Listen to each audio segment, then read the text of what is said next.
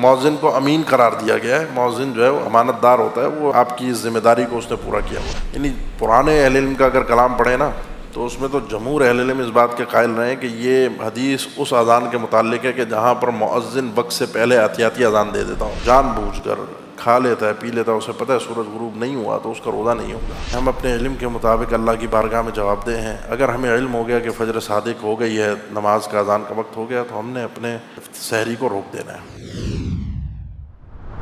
پہلا مسئلہ یہ ہے کہ روزہ اپنے مقررہ وقت پر ہم نے رکھنا ہے. فجر صادق کے طلوع ہونے سے غروب شمس تک روزہ ہے. وَكُلُوا وَاشْرَبُوا حَتَّى يَتَبَيَّنَ لَكُمُ الْخَيْطُ الْأَبْيَضُ مِنَ الْخَيْطِ الْأَسْوَدِ مِنَ الْفَجْرِ. کھاؤ پیو.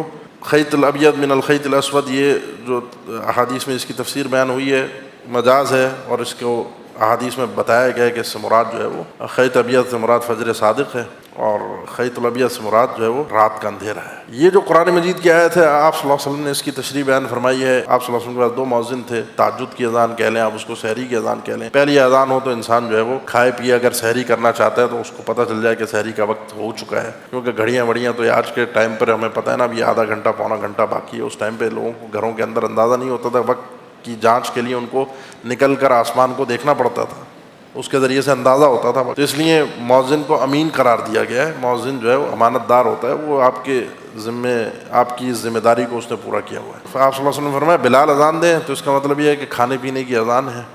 ابن مکتوم نابینا صحابی تھے, صبح ہو جاتی تو ان کو کہا جاتا اصبحت اصبحت, صبح ہو گئی ہے بھائی اذان دے, تو وہ اذان دیتے. تو ابن مکتوم کی اذان سن کر رک جاؤ. فجر صادق, یہ جو طلوع فجر ہے, اس کے بعد روزہ شروع ہو جاتا ہے. کھانا پینا حرام ہے. یہ پتہ نہیں, مجھے نہیں پتہ یہ تصور کہاں سے آیا. میں نے بہت تلاش بھی کیا پرانے اہل علم میں کہ اذان کے اینڈ تک کھاتے پیتے رہو, اور نارمل ہے, نارمل نہیں ہے. یہ جو ابو داؤد اور دیگر کتب حدیث کے اندر یہ جو ایک ہے کہ اذا سمع احدکم النداء والاناء فی یدہ فلا یضعه حتى یقضی حاجتہ منہ, کہ جب تم میں سے کسی کو اذان کی آواز آئے اور وہ برتن اس کے پیالہ کوئی ہاتھ میں ہے, اس کو پھر نیچے نہ رکھے, اپنی ضرورت اس سے پوری کر کے پھر اس کو نیچے رکھ دے. یعنی پرانے اہل علم کا اگر کلام پڑھے نا تو اس میں تو جمہور اہل علم اس بات کے قائل رہے ہیں کہ یہ حدیث اس اذان کے متعلق ہے کہ جہاں پر مؤذن وقت سے پہلے احتیاطی اذان دے دیتا ہوں. ہمارے یہاں بھی ہو جاتی ہے نا, لوگ وقت سے پہلے 2 منٹ 3 منٹ پہلے اذان شروع کر دیتے ہیں, تو اس میں تو کوئی مسئلہ نہیں ہے, کیونکہ آپ کو یہ یقین ہے کہ ابھی فجر کا وقت شروع نہیں ہوا. آپ نے فجر صادق سے کھانا پینا چھوڑنا ہے. اذان اس کی علامت کے طور پر بیان کی گئی ہے, اور مؤذن کو امین قرار دیا گیا ہے کہ وہ وقت کی جانچ کر کے, وقت کو چیک کر کے, اور وہ اذان دے دے گا تاکہ آپ کو اطلاع ہو جائے. اگر مؤذن آپ کو پتہ ہے وقت سے پہلے اذان دے رہا ہے تو آپ کو اجازت ہے, کیونکہ فجر صادق ابھی طلوع فجر نہیں ہوا. لیکن اگر مؤذن فجر کے وقت پر اذان دے رہا ہے پورے وقت پر, تو اس پہ امام ابن القیم رحمہ اللہ نے جو ابو داؤد کا ان کا حاشیہ تہذیب السنن, اسی طرح محلہ امام ابن حزم کی, انہوں نے اس پر گفتگو کی ہے, آثار بھی کچھ ذکر کیے ہیں.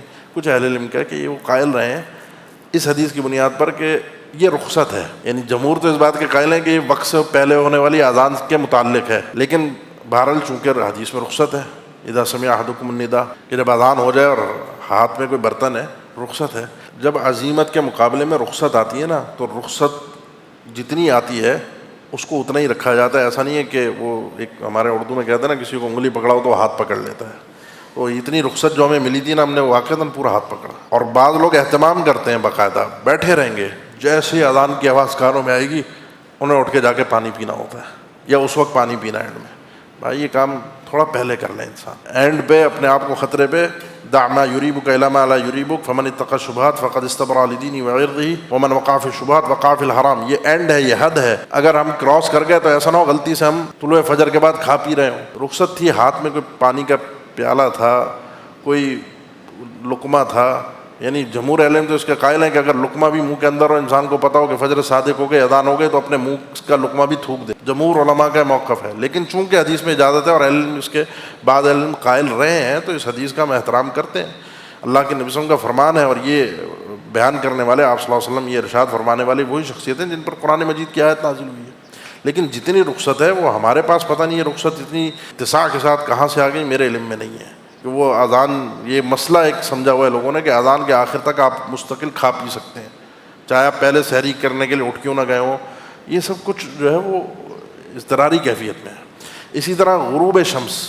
اچھا ایک چیز اس میں فجر صادق کے حوالے سے وہ یہ ہے کہ آج کل چونکہ گھڑیاں ہیں، ایک سسٹم بنا ہوا ہے اور مؤذن کو ایک چارٹ مل گیا ہے، اب یہ گھڑی لگی ہوئی ہے، اس میں ہر نماز کا ٹائم ڈیلی کے حساب سے آ رہا ہے، اس کو بہرحال چیک کر کے بنایا گیا ہے۔ اور پورے کراچی کے لیے مثال 5 بج کے ابھی پہلی سحری ہوگی ہماری، ابھی آج کل جو اذان کا 5:22 ہے فجر کا ٹائم، اب پورے کراچی کے لیے 5:22 ہے، کراچی والے کیماڑی والے کے لیے بھی اور گلشن حدید والے کے لیے بھی، وہ بھی 5:22 پہ اذان دے رہا ہے، وہ بھی 5:22 پہ اذان دے رہا ہے۔ جبکہ اگر آپ دیکھیں تو صبح صادق جو ہے گلشن حدید اور کیماڑی کے وقت میں اگر حقیقت میں آپ دیکھیں گے، آپ کو کم از کم 1.5 سے 2 منٹ کا فرق نظر آئے گا، وہاں پہلے ہوگی یا بعد میں ہوگی۔ سورج کا غروب بھی اسی طریقے سے، یہ اتنی مسافت جو ہے 60-70 کلومیٹر، یہ کم سے کم 1 سے 1.5 منٹ لے لیتا ہے۔ ایسا نہیں ہے کہ کوئی تلوار لے کر ہمارے سر پہ کو اللہ نے ایسا معاملہ رکھا ہے، منٹ 2 منٹ کے یہ اندازوں کے حساب سے جمہور اہل علم دور حاضر کے، شیخ ابن باز رحمہ اللہ، شیخ عثیمین رحمہ اللہ، وہ خاص طور پہ آج کے دور میں تو یہ کہتے ہیں کہ وہ اندازے پر چونکہ اذان ہو رہی ہے تو اس میں 1-8 منٹ میں اگر انسان کے ہاتھ میں کچھ ہے تو وہ کچھ لقمہ ہے، کوئی ہاتھ میں کوئی برتن ہے، کوئی پانی پی رہا ہے تو وہ کر سکتا ہے، کیونکہ وہ بالکل 100% شور وہ اذان دینے والا بھی نہیں ہے۔ بلکہ شیخ عثیمین کا تو یہ کہنا ہے کہ یہ جتنے یہ ہمارے پاس ٹائم جو دیے گئے ہیں، یہ چیک اگر کیا جاتا ہے عام طور پہ اس کو، تو یہ تھوڑا سا احتیاطاً پیچھے کے ہی ٹائم رکھے گئے ہیں، اذان کا ٹائم تھوڑا سا پیچھے کا ہی رکھا گیا ہے، مغرب کا تھوڑا سا بعد کا رکھا گیا ہے۔ تو بہرحال جتنا علم ہمیں اللہ نے دیا ہے، ہم اپنے علم کے مطابق اللہ کی بارگاہ میں جواب دہ ہیں۔ اگر ہمیں علم ہو گیا کہ فجر صادق ہو گئی ہے، نماز کا اذان کا وقت ہو گیا، تو ہم نے اپنے سحری کو روک دینا ہے۔ اسی طرح ہمارا روزہ اینڈ ہوگا غروب شمس پر، جب سورج غروب ہو جائے گا، اذان ہو جاتی ہے، اگر انسان 1 منٹ پہلے بھی جان بوجھ کر کھا لیتا ہے، پی لیتا ہے، اسے پتہ ہے سورج غروب نہیں ہوا، تو اس کا روزہ نہیں ہوگا، جان بوجھ کر اگر کھا لیتا ہے۔